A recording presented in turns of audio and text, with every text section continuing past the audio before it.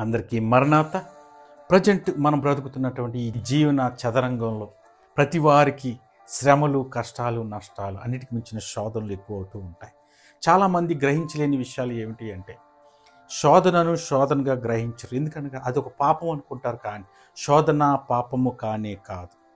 శోధనలో పడిపోవడం లేదా శోధనకు లోబడడం ఒక పాపంగా మనం గ్రహించాలి. గనుక దీనికి కారణమైనటువంటి శోధకుడిగా ఉన్నటువంటి సాతానుకు మన మీద అంత పెత్తనం చలాయించడానికి బలం ఎక్కడి నుంచి వస్తుందని మనం గ్రహించినప్పుడు, వాడు సిలువ దగ్గర ఓడిపోయాడు.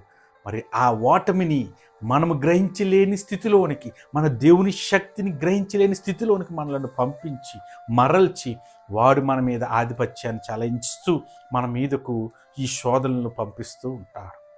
అంతేకాకుండా మనలో ఎప్పటికప్పుడు పరిశుద్ధాత్మ తండ్రి స్వయంగా మన జీవన సాగరములోనికి వచ్చి మనలను ఎప్పటికప్పుడు సలహాలు ఇస్తూ, మనలను ప్రేరేపిస్తూ, ఇదిగో ఇది తప్పు, ఇది ఒప్పు అని మనలోనికి ఒక గద్దింపునిస్తూ ఉన్నప్పుడు, దాన్ని గ్రహించలేని స్థితిలోనికి మనకు నెట్టివేస్తూ వాడి జ్ఞానాన్ని, వాడి బలాన్ని పెంపొందించుకుంటూ ఉంటాం. అంతేకాకుండా మనము సహించగలిగేంత శోధనను మాత్రమే దేవుడు మనకిస్తాడనే విషయాన్ని గ్రహించలేని పరిస్థితుల్లో నెట్టివేస్తాడు.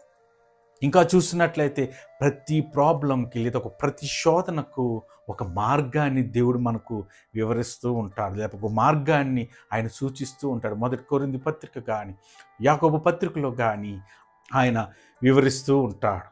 మరి ఇలాంటివన్నీ గ్రహింపలేని స్థితిలోనికి మనల్ని నెట్టివేస్తూ ఉంటాడు. కనుక ప్రతి వాని జీవితంలో సిలువ దగ్గర చేసినటువంటి ఆ ఘనకార్యాన్ని ఎవరైతే తెలుసుకుంటారో, వాడి మీదకి సాతాను శక్తులు ఎలాంటి వచ్చినా సరే అవన్నీ కూడా నిష్ప్రయోజనం అయిపోతాయని దేవుని నామాన మీకు తెలియజేస్తున్నాను. అంతేకాకుండా ఆ విజయపు పునాదిని ఆధారం చేసుకుని బ్రతికే ప్రతి వానికి విరోధిగా ఉన్నటువంటి సాతానుడు చేసే ఎలాంటి దాడినైనా సరే ఓడించగలడు. కనుక మనము కూడా దేవునికి లోబడి పరిశుద్ధాత్మ శక్తికి అనుగుణంగా నడుచుకుంటూ, జ్ఞానాన్ని పెంపొందించుకుంటూ సాతాన్ని ఎదిరించగలిగే శక్తి, అపవాదిని ఓడించగలిగే శక్తి వీక్షిస్తున్న మీ అందరికీ కలుగును గాక.